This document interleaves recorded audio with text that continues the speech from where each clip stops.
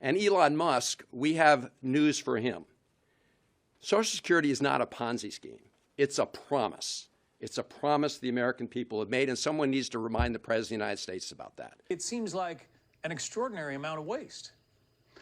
It is an extraordinary amount of waste, and the spotlight is being shined. And again, I'm still trying to grasp, John Scott, who could be against waste, fraud, and abuse to preserve our way of life, to preserve the promises.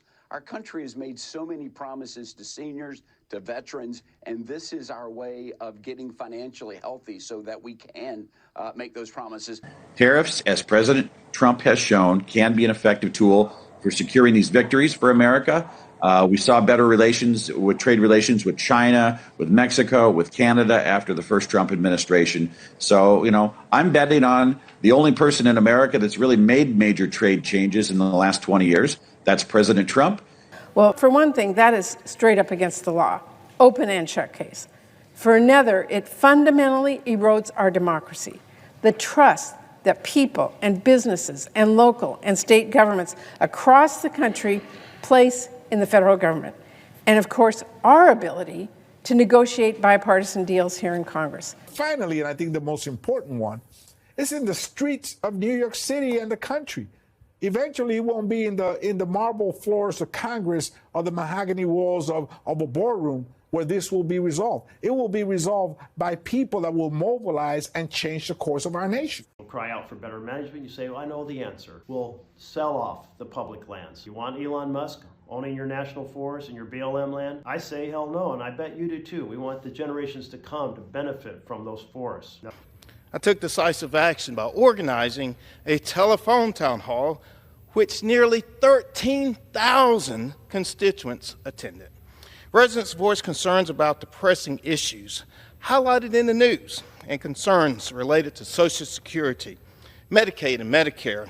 Veterans raised issues regarding the availability of benefits, while farmers stressed the necessity for immediate assistance. I wanted to go there in person because we've been really, really alarmed by the reports that office might be closed. It's an office that serves people all across northern New Hampshire, really from Wolfboro and Freedom all the way up to Pittsburgh. I will do everything in my power to protect it because it is providing such important work for the state of New Hampshire, for people all across northern New Hampshire.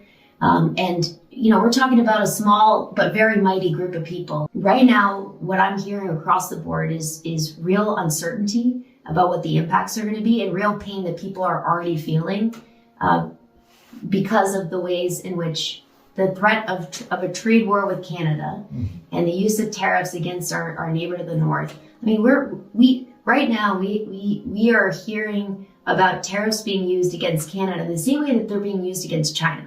We have a very different relationship with Canada than we do with China, and we shouldn't ever be in a situation where there's an equivalence.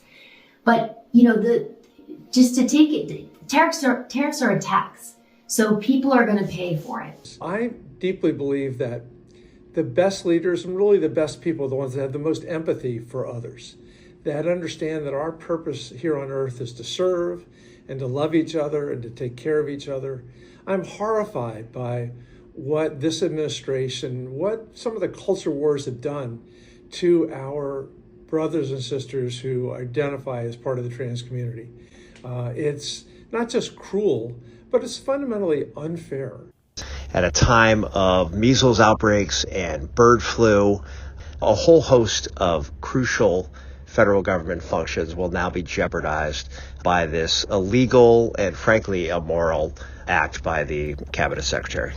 In 21, you see 270,000 people, goes all the way to 2.1 million in 24. These are non-citizens that are getting Social Security numbers.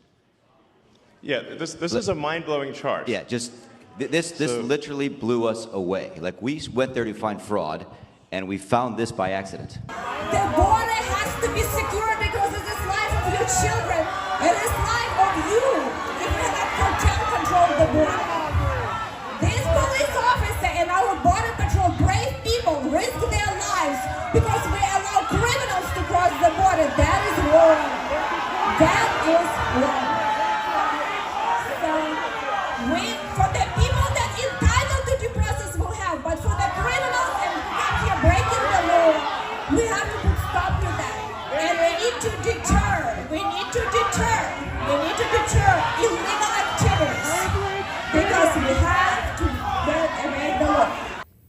Sydney earned her well-deserved victory and secured a spot at the Scripps National Spelling Bee by spelling the word obsecration in the 14th round of competition.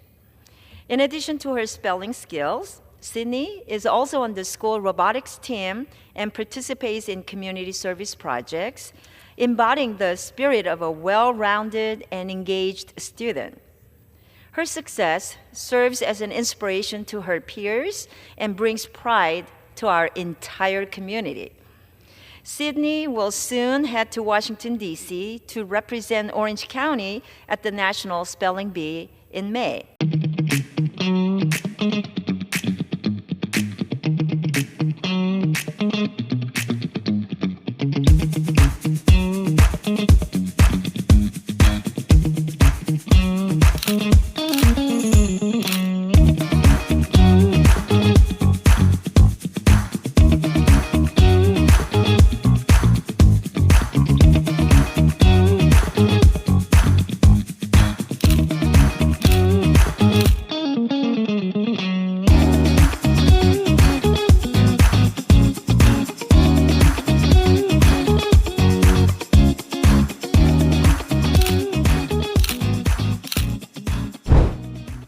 The protests are in support of Mahmoud Khalil, the Columbia grad student and protester now held by ICE agents.